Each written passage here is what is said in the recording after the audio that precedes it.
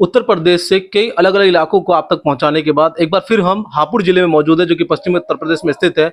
जैसे कि आपको मालूम है कि 4 साल का लगभग कार्यकाल प्रधानों का पूरा हो चुका है। उस कार्यकाल की अलग अलग समीक्षाएं हम आप तक पहुंचा रहे हैं और गवर्नमेंट की भी इस वक्त जिस तरह से मुहिम है, तमाम जिन मीडियाओं के साथ कोलैबोरेट किया है गवर्नमेंट ने कि किस गांव के अंदर कितना समय हो चुका और कितना काम हो चुका और कितना बाकी है, वो तमाम जो है मौजूदा गवर्नमेंट तक, मौजूदा सरकार तक पहुंचाना हमारा और आपका काम है। इसी कड़ी में एक और प्रधान हमारे साथ हैं, उनसे बातचीत करेंगे। बहुत बहुत स्वागत है आपका प्रधान जी। ऐसी वजह हुई जिसकी वजह से आपको राजनीति में आना पड़ा? देखो, बहुत मुद्दे थे हमारे गांव में। जैसे हमारे यहाँ एक डॉक्टर नहीं आते थे, सरकारी डॉक्टर। हमने उपकेंद्र, स्वास्थ्य उपकेंद्र बनवाया, फिर यहाँ पे अच्छा डॉक्टर बिठा दिया वहाँ पे। अच्छा। और जो 35 सालों से 2 ही प्रधान बनते थे, लेकिन वो अपना ही सब कुछ करते थे। लेकिन परिवारवाद चल रहा था गांव के अंदर, अपना ही सब कुछ करते थे और कुछ गांव के बारे में सोचते नहीं थे। गांव में बहुत समस्या थी, हमारे रास्ते पड़े रहते थे ऐसी।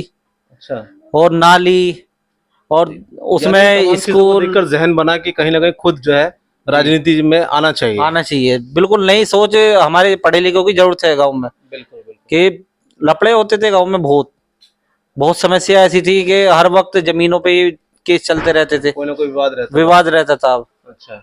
अब जो रास्ते निकलने चाहिए थे वो भी नहीं निकलते थे।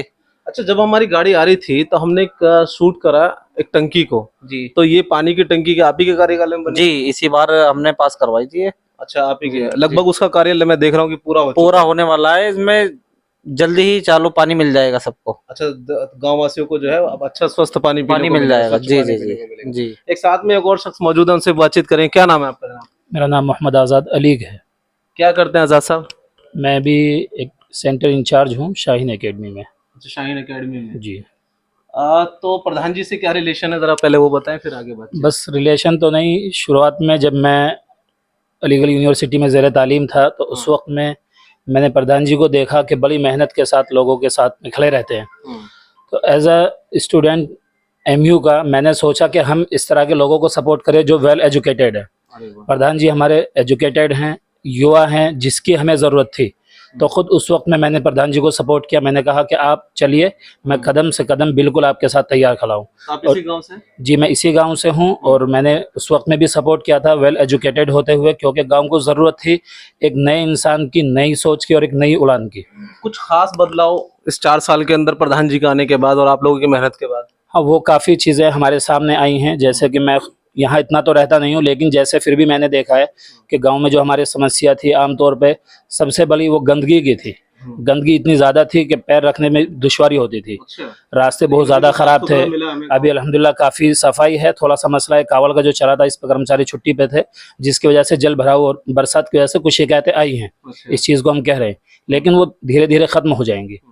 तो बाकी रास्तों का मसला था, तालाब के किनारे जो रास्ते थे उनमें बड़ी परेशानियां थी, लोग अपने घरों में नहीं जा पा रहे थे, बड़ी दिक्कत आती थी। तो रास्ते भी ठीक हुए हैं, रास्ते भी बने हैं और गांव में जो सफाई थी उसका भी काम बहुत अच्छे से हुआ है। कुछ गांव वासी है, उनसे बातचीत करेंगे प्रधान जी के विषय में। मैं कैमरा पर्सन से कहूँगा जरा दिखाएं कि यहाँ पर जो है जब हमारी मीडिया की गाड़ी आई तो तमाम ये गाँव वासी जो है, इससे एक तस्वीर ये भी इस गांव से महसूस होती है कि कहीं ना कहीं अगर प्रधान जी के पास कोई भी अनौसर या बाहर के कोई व्यक्ति आते हैं तो तुरंत गांव वाले इकट्ठे हो जाते हैं कि क्या मामला है। लेकिन हम बातचीत करें। क्या नाम है जनाब आपका? मोहम्मद शौकीन। मोहम्मद शौकीन साहब, क्या मतलब ऐसा नहीं कि अभी आप इनके यहाँ बैठे हो तो इनकी बात करना, लेकिन ये बताइए वाकई प्रधान जी के प्रधान बनाने से फायदा है? बहुत बड़ा फायदा है जी। अच्छा जी, मैंने सुना है कि वैसे भी पारिवारिक समस्याओं में भी प्रधान जी हमेशा खड़े रहते हैं। हाँ, बराबर 24 घंटे, रात में भी दिन में भी बिल्कुल तैयार रहते हैं, हर वक्त। मैं गाड़ी के। अच्छा जी, और मैं पैसे के। अरे वाह, क्या आपका क्या कहना है? जी, मोहम्मद इब्राहिम जी, क्या कहना चाहेंगे प्रधान जी के विषय में कि क्या प्रधान जी का मामला इतना अच्छा है जी। एक तो इनके अंदर इतनी खूबी हैं कि अपने साथ छोटे को भी बिना सलाम के पैसे नहीं आते। अखलाकी भी बहुत अच्छी, बहुत बढ़िया। अच्छा। और इनसे बेहतर इनके वालिद साहब की इतनी बढ़िया है, इनका कोई जवाब ही नहीं। अच्छा। आधी रात पे भी जरूरत पड़े प्रधान शौकीन साहब। जी हाँ, इनके वालिद साहब पहली बार प्रधान हुए हैं। और गांव के अंदर रही बात सफाई की, पहले ऐसा सफाई चला रही थी, कम थी बहुत, महीनों महीनों में सफाई रेगुलर हो रही है। अच्छा। ये तो देखो है नहीं कि आज यहाँ होगा तो कई दिन में नंबर आता है, इधर का सारे गांव में होती है। और रही हमारे इधर तालाब की तरफ परेशानी बहुत थी पानी भरने की, रास्ते में भी 15 दिन पानी भरा रखा था गंदगी की वजह से। अल्लाह का शुक्र है, वो इतनी बढ़िया है, साफ है, बहुत अच्छा, फर्स्ट नंबर माना जाता है उधर को। इतना अच्छा मामला है उधर का। और गांव के अंदर वैसे भी घूम फिर कर मालूम कर लो, एक तो बिजली का मामला बड़ा दिक्कत था। अगर बिजली रात को 1 बजे भी कट हो गई लाइन पर, ट्रांसफार्मर पे या तार टूट गया, तो प्रधान खुद रात को ही लगवाएगा उसे। सबसे बड़ा मामला ये है। तो देखिए प्रधान जी क्या है ना, एक परिवार की तरह गांव को ले रहे हैं और उसी वजह से जो है कहीं ना कहीं लोगों के अंदर उत्साह भी है प्रधान जी को लेकर। और जब हमने लिस्ट में देखा कि अगला जो गांव है वो सुल्तानपुर हमारे लिस्ट में है, जिसको हमें देखना है, आप तक पहुंचाना है, गवर्नमेंट तक पहुंचाना है, प्रशासन तक पहुंचाने की किस तरह का कार्य हुआ है। लगभग हमने 10 में से 7 गांव या 6 गांव ऐसे दिखाए हैं वहां पर सड़कें नहीं बनी है, या फिर वहां पर जल भराव बहुत ज्यादा है, बहुत इस तरह की काफी समस्याएं हमने लगातार दिखाई। लेकिन कुछ गांव सौभाग्य से हमें ऐसे देखने को मिल रहे हैं। और अक्सर करके जो एक कमेंट आते हैं कि क्या मुस्लिम लोग भी एक अच्छी राजनीति कर सकते हैं, तो वो भी एक बड़ी तस्वीर कहीं ना कहीं हम आप तक पहुंचाने की कोशिश कर रहे हैं लगातार। तो शायद 10 में से 2 या 3 प्रधान हमें मुस्लिम समाज से मिलते हैं जो अपने कार्यकाल में तमाम चीजों को लेकर चल रहे हैं। तो अब इस विषय पर अगर चर्चा करेंगे तो क्या प्रधान जी, वसीम भाई, आपको जो है किसी एक जाति या एक समुदाय विशेष का ही वोट मिला या सभी का समर्थन रहा है?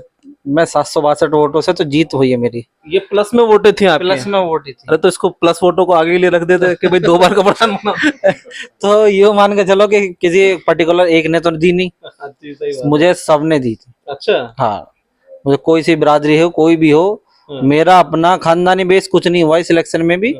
हमारा कोई यहाँ पे इलेक्शन पहले खानदानी बेस हो, अब कोई खानदानी बेस नहीं हुआ, यानी कि हर परिवार से वोट मिले। यानी कि भेदभाव का जो जहर है वो कहीं ना कहीं अभी आपके गांव से बचा हुआ है। हाँ बिल्कुल, हमारे गांव से बहुत बचा हुआ। अच्छा। कोई भेदभाव नहीं चल रहा हमारे गांव में, सबने मुझे वोट दिए। एक आपके साथ मैं कैमरा पर्सन से कहूंगा जरा एक बार फिर दिखाएं। एक वाल्मीकि समाज से हैं, क्या नाम है आपका? मेरा नाम विजय कुमार वाल्मीकि है। अच्छा वाल्मीकि जी, आपने प्रधान वसीम को चुना, क्यों चुना प्रधान वसीम को? क्योंकि कहीं ना कहीं आज के टाइम में जिस तरह से मीडिया तमाम डिबेट करती रहती है हिंदू मुस्लिम की, तो जहन में नहीं बैठती? नहीं ऐसा कुछ नहीं, बहुत अच्छे लड़का है प्रधान, और इनकी जरूरत थी ऐसे लड़के की। अच्छा जी। तो आपने अपना ही समर्थन दिया या अपने समाज का भी पूरा समर्थन? पूरे समाज का समर्थन दिया है। अच्छा, तो खुशी है आपके समाज में? हाँ बहुत ज्यादा आपके खुश भी काम रहते इसी प्रकार से होता है जैसे मुस्लिम समुदाय के काम होते हैं, हैं? उनसे भी ज्यादा। अच्छा, उनसे भी ज्यादा होता है? हाँ जी, हाँ जी। तो देखिए ये बड़ी वजह है। और मैं आपको बताता हूँ कि मुस्लिम समाज के अंदर एक बात भी बड़ी शाया है कि अगर जरूरत पड़ती है तो खुद मौत पसंद करते, लेकिन बराबर वाले को पानी देना जो है वो जरूरी है। इस तरह की चीजें सुनने में आती है। और वही एक तस्वीर यहाँ नजर आ रही है कि वाल्मीकि समाज के भी जिम्मेदार कह रहे हैं कि मेरा ही नहीं पूरे समाज का वोट कहीं ना कहीं वसीम भाई के साथ है। तो ऐसी खूबसूरत तस्वीरें हम निकाल कर लाते हैं अलग अलग इलाकों से, अलग अलग जगहों से आप तक पहुंचाते हैं और आप हमारा हौसला अफजाई करते हैं इसको एक एक मोबाइल तक पहुंचाकर। वसीम भाई, अभी 4 साल में ईमानदारी से ये भी बताओ, कोई ऐसा काम जहां आप समाज से अलग बैठ के अकेले सोचते हो कि काश अगर ये भी काम पूरा हो जाता तो बहुत बेहतर रहता? ऐसे कोई 1-2 काम बताओ जो हमारे मीडिया के माध्यम से प्रशासन तक पहुंच सके, उनके कानों तक पहुंच सके। एक काम रह गया अभी जी। जो अभी मैंने कैमरे तो लगवाए गांव में। अच्छा। लेकिन हर तरफ नहीं लगे। अच्छा। तो थोड़ा बहुत वो रह गया। अच्छा, कैमरे लग रहे हैं गाँव के अंदर? गाँव में कैमरे लगे हमारे। हाँ। लेकिन मैं चाहता हूँ कि गलियों में भी कैमरे हों। अच्छा। तो उससे टोटली फिर सारी चीज हमारी मतलब पूरा हाईटेक बनाने का इरादा है गांव को।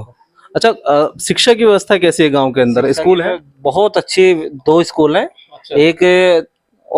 एक मंसूरपुर माजरा, हमारा 3 स्कूल होते हैं हमारे।